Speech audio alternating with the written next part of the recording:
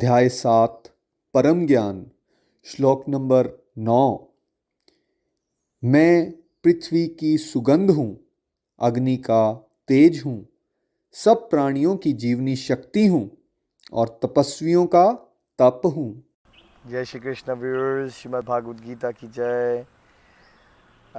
इस पर्टिकुलर श्लोक में भगवान हमारी भलाई के लिए बता रहे हैं कि हम उनको किन किन तरह से याद कर सकते हैं।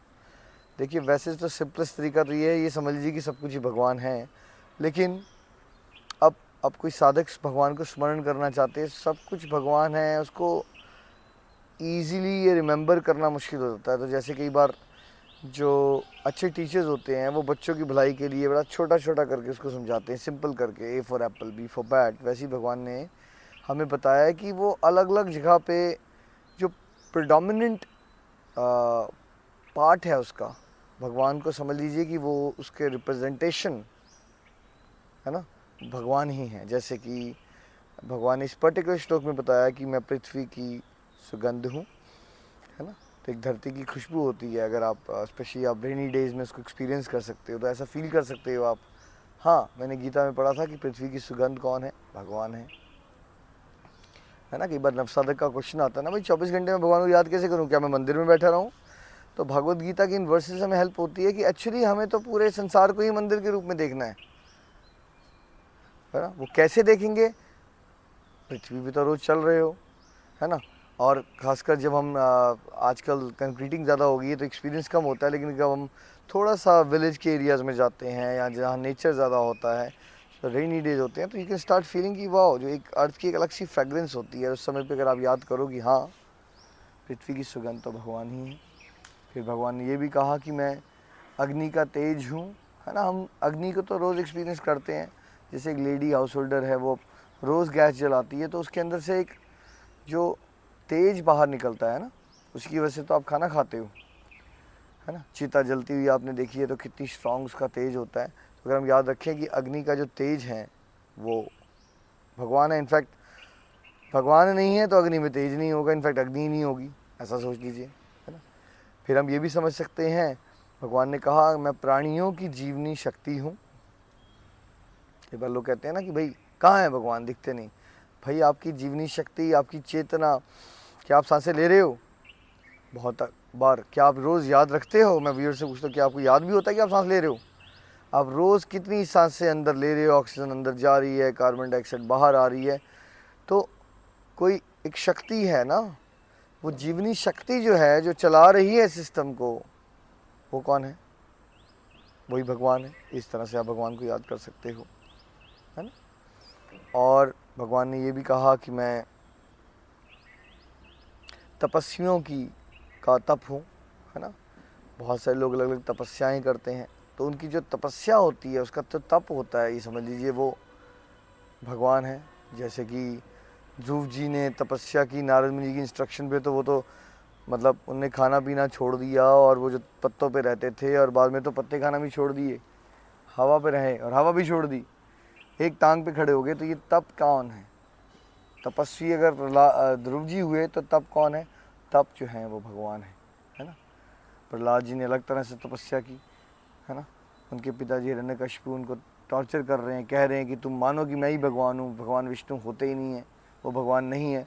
भगवान की सत्ता को ठुकराया उनके पिताजी ने, कितना टॉर्चर उनको करवाया, है ना। उनने अलग अलग तरह से तपस्या ही तो की। उनकी बुआ ने उनको चिता में बिठा दिया। हम तो इमेजिन नहीं कर सकते, आग के इवन पास जाना, तो किसी की बुआ ही उनको चिता में बिठाए और तब भी वो भगवान का नाम जप पाए, ओम नमो भगवते वासुदेवाय। तो वो जो तप है उनका, है ना, ये एक साधारण व्यक्ति तो ये बातें सोच भी नहीं पाता। बट ऐसा क्यों होता है कि तपस्वी खाना खाना छोड़ सकते हैं, सांसें लेना छोड़ सकते हैं, है ना। और हमारे हिस्ट्री में ऐसे भी तपस्वी बताए गए जो जल समाधि ले लेते थे, जल के अंदर समाधि लेते थे, जैसे शौबरी मुनि। तो वो तप की जो पावर आ रही है वो क्या है? वो भगवान है। और आज के भाषा में, मॉडर्न में देखें तो बहुत सारे ऐसे लोग हैं जो मौन व्रत करते हैं, आज भी करते हैं, और किसी और के लिए वो असंभव सा कार्य होता है कि 2 घंटे चुप रहना, है ना। तो वो मौन व्रत भी एक तपस्या है। तो वो तप कौन है? वही भगवान है। आम तौर पे हम देखते हैं भारत में लोग व्रत रखते हैं बहुत सारे, जैसे कि एकादशी का व्रत, जन्माष्टमी का व्रत, रामनवमी का व्रत, नवरात्रों का व्रत।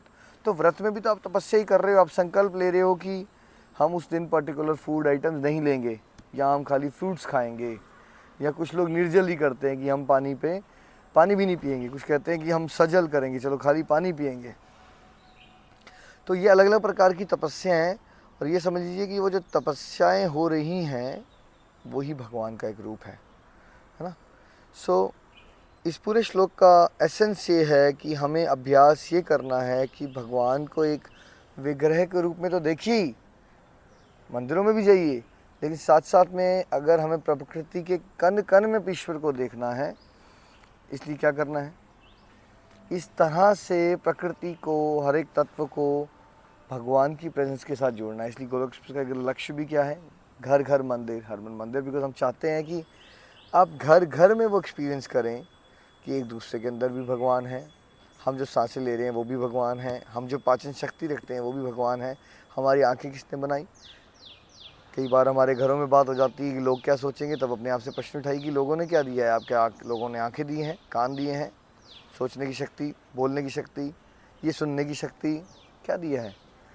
लेकिन हम क्यों ये नहीं सोचते कि जब सब कुछ हमें भगवान ने ही दिया है तो हम भगवान के बारे में क्यों नहीं सोचते। और भगवान के बारे में सोचने के लिए ये अलग अलग आइडियाज़ आपको इस श्लोक से मिले हैं। तो घर घर मंदिर के लक्ष्य में भी हम यही समझाने की कोशिश कर रहे हैं कि ये मत सोचिए कि मंदिर जाके ही भक्ति होगी, अपने घर में भी ऐसे जिए जैसे वो मंदिर है, और अपने मन में भी ऐसे रहें कि मन के अंदर जो गंदे दुर्विचार आ रहे हैं उसका क्या कर दीजिए, उसका त्याग कर दीजिए, और मन में क्या घूमना चाहिए, प्रभु से जुड़ा हुआ चिंतन घूमना चाहिए, सभी की भलाई का भाव घूमना चाहिए। तो आपका मन भी मंदिर हो गया और आपका घर भी मंदिर हो गया। श्रीमद् भागवत गीता की जय। जय जय श्री राधे, जय जय श्री राधे, जय जय श्री राधे, जय जय श्री राधे, जय जय श्री राधे, जय जय श्री राधे, जय जय श्री राधे, जय जय श्री राधे, जय जय श्री राधे, जय जय श्री राधे, जय जय श्री राधे, जय जय श्री राधे, जय राधे, जय राधे, जय श्री कृष्णा बोलो जय राधे, जय राधे।